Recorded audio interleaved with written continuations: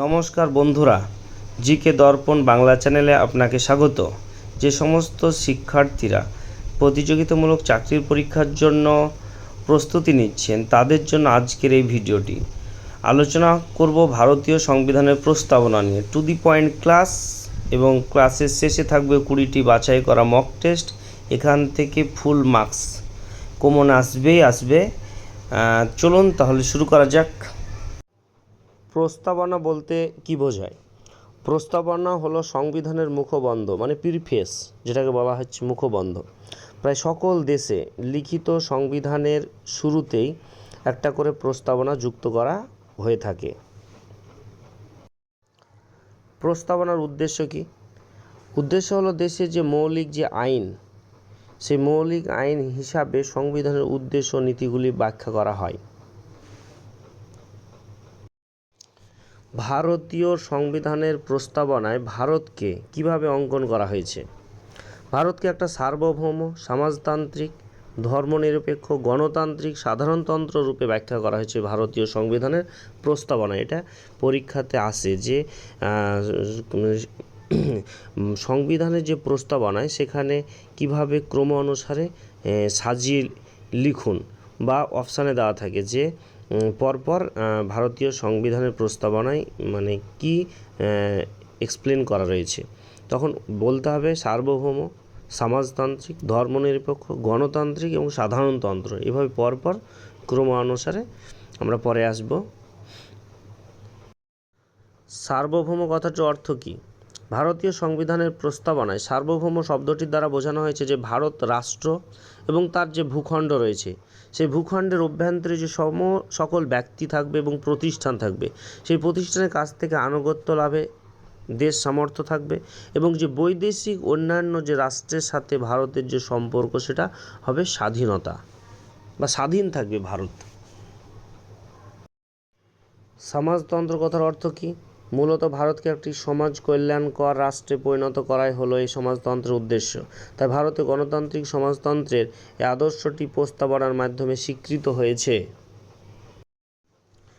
ধর্মনিরপেক্ষ কথাটির অর্থ কী? এর অর্থ হলো ভারত রাষ্ট্র কোনো বিশেষ ধর্মের উপর ভিত্তিশীল নয়। ধর্মনিরপেক্ষতার তাৎপর্যই হলো ভারত রাষ্ট্র বিভিন্ন ধর্মের মধ্যে নিরপেক্ষতা বজায় রেখে চলবে। যে কোনো ধর্ম, এখানে ধর্মের মধ্যে একটা সামঞ্জস্য বা নিরপেক্ষতা বজায় থাকবে।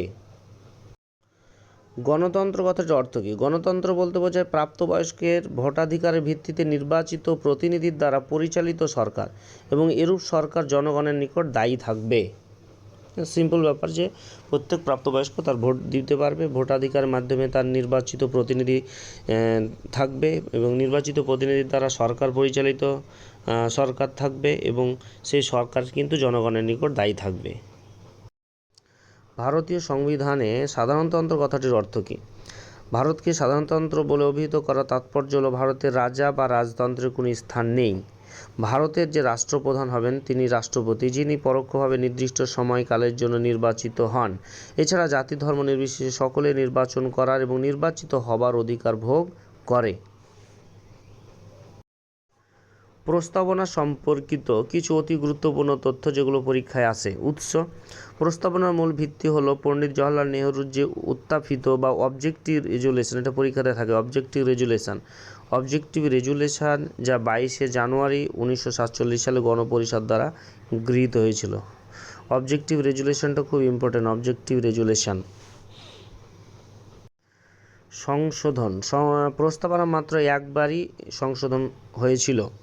1976 সালের 42তম সংবিধান সংশোধনের মাধ্যমে 3টি নতুন শব্দ যুক্ত হয়েছিল, যেমন সমাজতান্ত্রিক, ধর্মনিরপেক্ষ এবং সংহতি। এই 3টি বিষয় যুক্ত করা হয়েছিল 1976 সালের 42তম সংবিধান সংশোধনের মাধ্যমে। আর সংবিধানে প্রস্তাবনাটা মাত্র একবারই সংশোধন হয়েছিল। Very very important. K Munshi প্রস্তাবনাকে সংবিধানের পলিটিক্যাল হরোস্কোপ বা রাজনৈতিক কোষ্ঠী বলেছেন। আর্নেস্ট বার্কার এটিকে সংবিধানের কিনোট বা মূল চাবিকাঠি বলেছেন। ঠাকুরদাস ভার্গব সংবিধানের আত্মা বলে অভিহিত করেছেন। প্রথম প্রশ্ন: ভারতীয় সংবিধানের প্রস্তাবনাটি কোন ঐতিহাসিক প্রস্তাবের উপর ভিত্তি করে তৈরি করা হয়েছে? Option A cabinet mission plan, option B উদ্দেশ্য প্রস্তাব, option C Cripps mission, option D August প্রস্তাব। সঠিক উত্তর হল অপশান বি উদ্দেশ্য প্রস্তাব বা অবজেক্টিভ রেজুলেশন।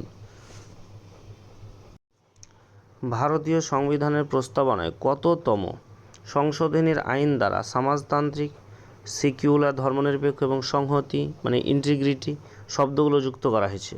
অপশান এ 41তম, অপশান বি 42তম, অপশান সি 44তম, অপশান ডি 52তম। সঠিক উত্তর হল অপশান বি 42তম। ভারতীয় সংবিধানের যে প্রস্তাবনায় ব্যবহৃত শব্দগুলির সঠিক ক্রম কোনটি? অপশান এ সার্বভৌম, সমাজতান্ত্রিক, ধর্মনিরপেক্ষ, গণতান্ত্রিক, প্রজাতন্ত্র, অপশান বি সমাজতান্ত্রিক, ধর্মনিরপেক্ষ, সার্বভৌম, গণতান্ত্রিক, প্রজাতন্ত্র, অপশান সি সার্বভৌম, গণতান্ত্রিক, প্রজাতন্ত্র, সমাজতান্ত্রিক, ধর্মনিরপেক্ষ, অপশান ডি ধর্মনিরপেক্ষ, সার্বভৌম, সমাজতান্ত্রিক, গণতান্ত্রিক, প্রজাতন্ত্র। সঠিক উত্তর হল অপশান এ সার্বভৌম, সমাজতান্ত্রিক, ধর্মনিরপেক্ষ, গণতান্ত্রিক, প্রজাতন্ত্র। ভারতীয় সংবিধানের প্রস্তাবনায় কত তারিখে মানে সংবিধানটি গৃহীত হয়েছিল? অপশান এ 26শে জানুয়ারি 1950, অপশান বি 26শে November 1949, option C 15 August 1947, option D 9 December 1946। সঠিক উত্তর হল অপশান বি 26শে নভেম্বর 1949 সাল। সার্বভৌম শব্দটির প্রকৃত অর্থ কী? অপশান এ ভারত অন্য কোনো দেশের উপর নির্ভরশীল, অপশান বি ভারত আভ্যন্তরীণ বাহ্যিক দিক থেকে সম্পূর্ণ স্বাধীন এবং কোনো বহিঃশক্তির অধীনে নয়, অপশান সি ভারতের অভ্যন্তরে বিভিন্ন ধর্মের মানুষ শান্তিতে বসবাস করে, অপশান ডি ভারতের রাষ্ট্রপ্রধান জনগণের দ্বারা প্রত্যক্ষভাবে নির্বাচিত হন।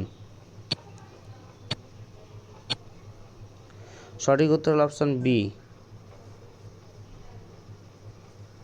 ভারত আভ্যন্তরীণ বাহ্যিক দিক থেকে সম্পূর্ণ স্বাধীন এবং কোনো বহিঃশক্তির অধীনে নয়। প্রস্তাবনায় কত ধরনের বিচারের কথা উল্লেখ করা হয়েছে? Option A 2, option B 3, option C 4, option D 5। সঠিক উত্তর হল অপশান বি 3 ধরনের বিচারের কথা বলা হয়েছে প্রস্তাবনায়। ভারতীয় সংবিধানের প্রস্তাবনাকে কে সংবিধানের পরিচয়পত্র মানে identity card of the constitution বলেছেন? Option A K Munshi, option B doctor B R Ambedkar, option C N.A. Palkhivala, option D Jawaharlal Nehru.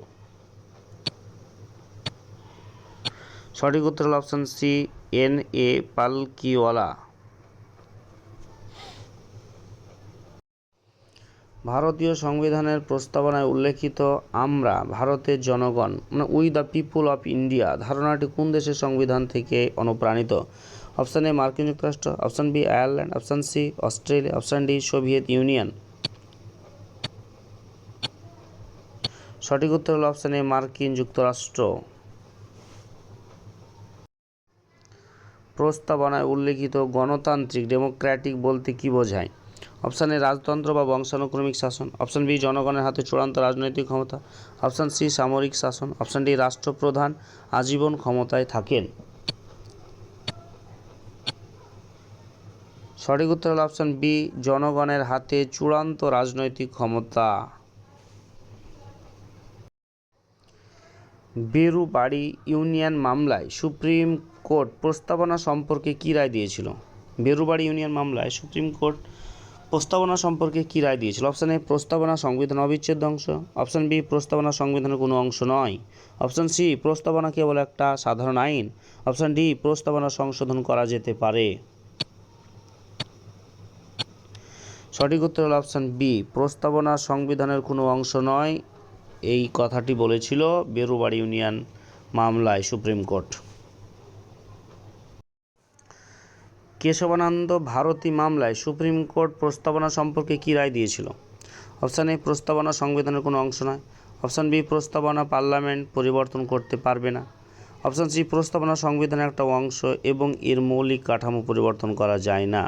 Option D, প্রস্তাবনা সংবিধানের সবচেয়ে গুরুত্বপূর্ণ অংশ এবং এটি অপরিবর্তনীয়। সঠিক উত্তর হল অপশান সি, প্রস্তাবনা সংবিধানের একটি অংশ এবং এর মৌলিক যে কাঠামো সেটা পরিবর্তন করা যায় না।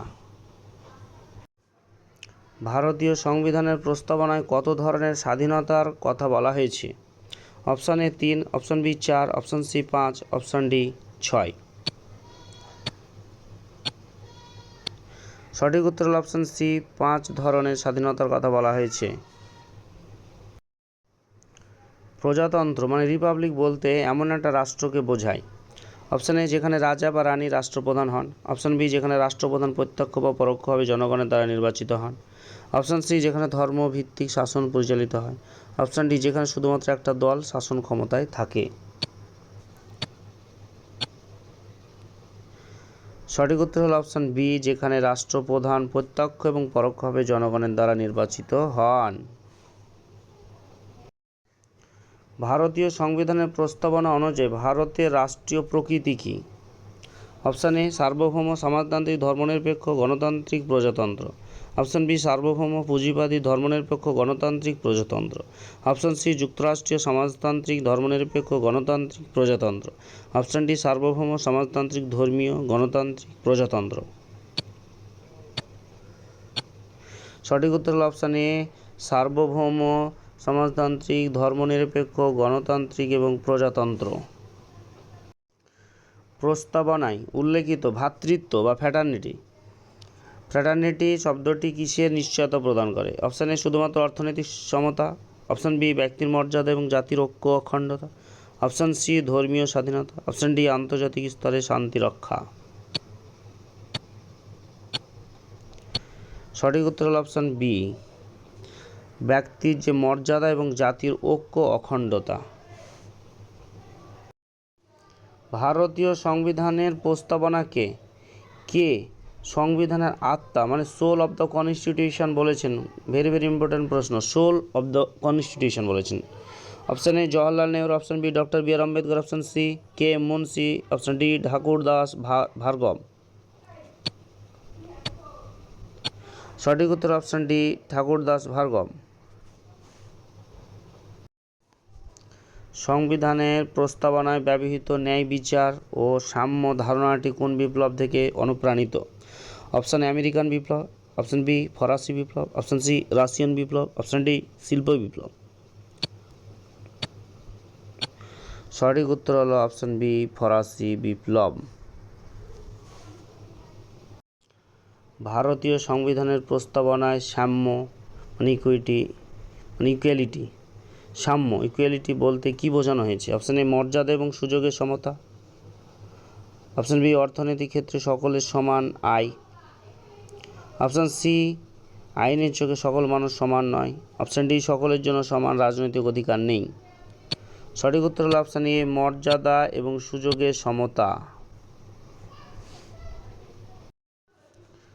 ভারতীয় সংবিধানের প্রস্তাবনা আজ পর্যন্ত কতবার সংশোধিত হয়েছে? অপশান এ, 1 বার। অপশান বি 2 বার। অপশান সি 3 বার। অপশান ডি, কখনোই সংশোধিত হয়নি। সঠিক উত্তর হলো এ, 1 বার। এখন পর্যন্ত 1 বার প্রস্তাবনাটা সংশোধিত হয়েছে। 20টি মক টেস্টের শেষ প্রশ্ন, নিচের কোন শব্দটি ভারতীয় সংবিধানের মূল প্রস্তাবনায় উপস্থিত ছিল না? অপশান এ, সার্বভৌম। অপশান বি, গণতান্ত্রিক। অপশান সি, প্রজাতন্ত্র। অপশান ডি, ধর্মনিরপেক্ষ। এই প্রশ্নটির উত্তর আপনারা অবশ্যই কমেন্ট করে জানাবেন এবং আপনারা কে কত স্কোর পেলেন কমেন্ট করতে ভুলবেন না। নতুন হয়ে থাকলে শেয়ার এবং সাবস্ক্রাইব করতে ভুলবেন না এবং এইখান থেকেই প্রতিযোগিতামূলক চাকরির পরীক্ষায় কমন থাকে। দেখা হবে নতুন ভিডিওতে। ধন্যবাদ।